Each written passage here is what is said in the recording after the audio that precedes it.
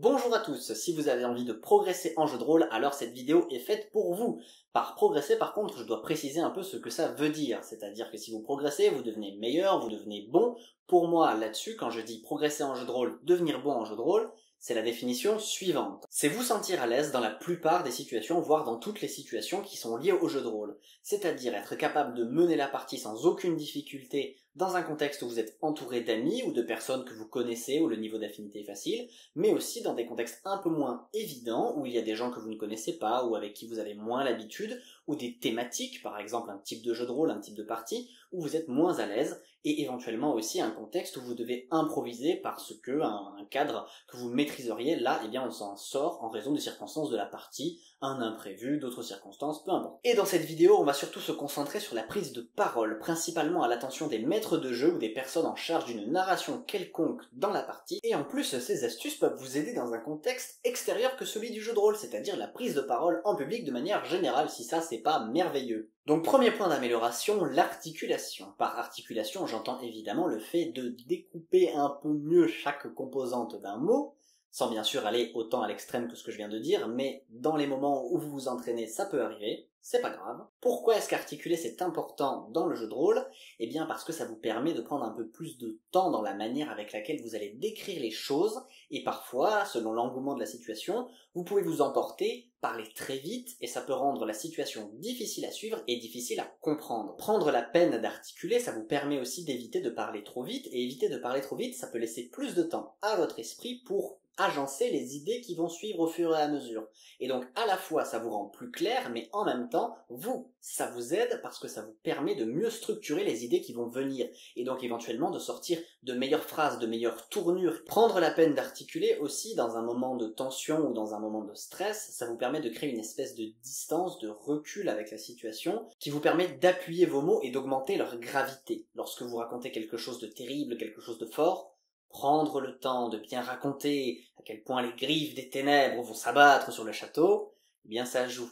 Ça vous laisse plus de marge de manœuvre pour préparer vos sorties théâtrales et autres éléments de ce genre. Dans la même veine et conseil numéro 2, voilà, je fais les deux versions, comme ça. Jouez sur les silences et acceptez-les. Faire des silences vous permet de mettre en avant les temps de parole et les interruptions. Par moment, en fonction de ce qui se passe dans la partie, il faut un peu réfléchir, il faut un peu poser la situation, et à la fin d'une phrase, il n'y a pas forcément besoin de répondre immédiatement sur ce qui va être fait.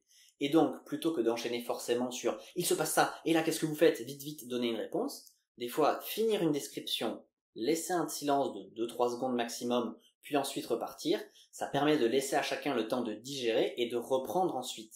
Ça vous aide dans la gestion du rythme. Et ça vous aide aussi à décomposer votre manière de présenter les choses. Par accepter les silences, je veux dire qu'il n'est pas nécessaire d'en avoir peur. Ça peut impressionner, intimider quand on est narrateur, notamment débutant dans un jeu de rôle, de voir qu'il n'y a pas forcément de réaction immédiate à ce que l'on vient de dire, à ce que l'on vient de proposer, mais ça peut être justement pour vous l'occasion de rebondir sur la situation. Parce que s'il y a eu un silence, ça peut être tout simplement parce que les gens réfléchissent, parce qu'ils sont en train de digérer les informations que vous venez de leur transmettre, mais aussi peut-être parce qu'ils ne savent pas exactement quoi faire, ils ne savent pas qui va prendre la parole en premier, qui veut se proposer, et donc ils restent là.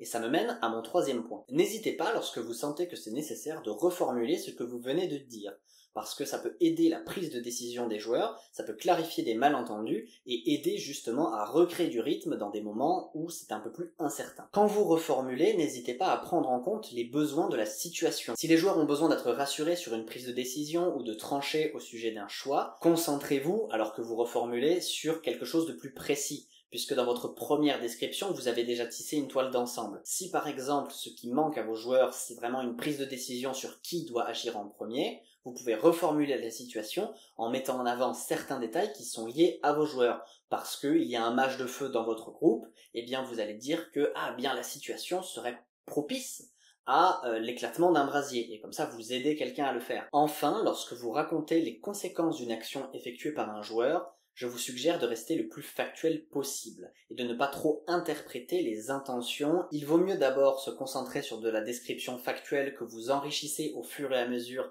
avec des traits d'esprit, avec des bons mots, avec des formulations plus dramatiques, que vouloir partir dans tous les sens et au final donner trop d'informations qui n'aident pas vos joueurs à avancer dans la partie et à apprécier le moment. Lorsque vous racontez quelque chose en jeu de rôle en tant que voix off, que maître de jeu, maître de donjon, le terme que vous voulez pour dire que vous englobez un peu la gestion de la table, il est important d'être conscient à la fois de vos forces et de vos limites. Vos limites dans le sens où vous vous contentez plutôt du factuel, des informations qui vont aider les joueurs à se sentir motivés et à avoir envie de faire des choses. Mais ce qui se passe dans leur tête, leur volonté, leurs intentions, là il vaut mieux leur laisser la main libre dessus. Ça leur permettra à eux de mettre un peu plus de leur personnalité dans votre histoire et donc de créer une fiction collective qui est plus vivante, plus organique. Et aussi parce que pour un joueur, ça peut être frustrant de sentir que son personnage se fait déposséder par une narration qui lui prête des traits d'esprit ou des volontés qu'il n'a pas. C'est pour ça notamment qu'il peut être judicieux parfois de dire à un joueur de décrire lui-même les conséquences d'une action qu'il voudrait faire, en supposant des fois de préciser un contexte pour dire tu ne peux pas faire plus que ça,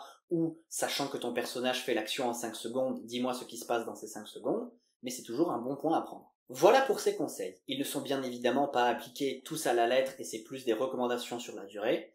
Dans les moments où vous voudrez y faire attention, il est possible que vous ayez l'air un peu plus gauche, on va dire, un peu moins à l'aise, parce que justement vous serez en train de consacrer beaucoup d'énergie à améliorer ces points-là.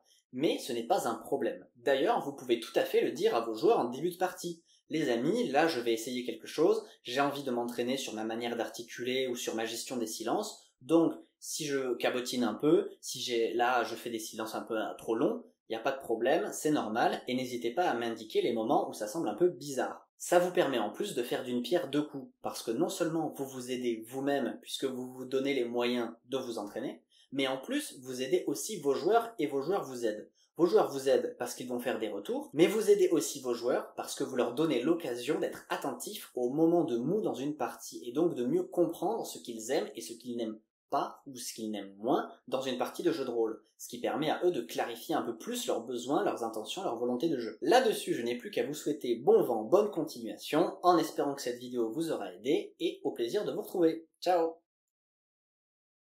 Bon, j'ai quand même une petite pensée aux maîtres de jeu qui vont appliquer ces conseils et qui vont devoir faire souffrir leurs joueurs parce que ils vont se mettre à parler lentement pour leur faire comprendre que l'ascension du roi démon est imminente.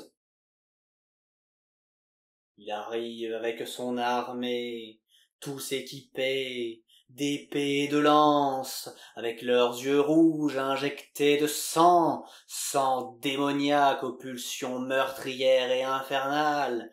Ils se tiennent devant vous, ils sont 10, vous n'êtes que 5.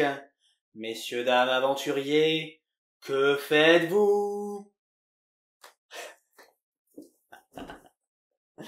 Allez, on arrête là.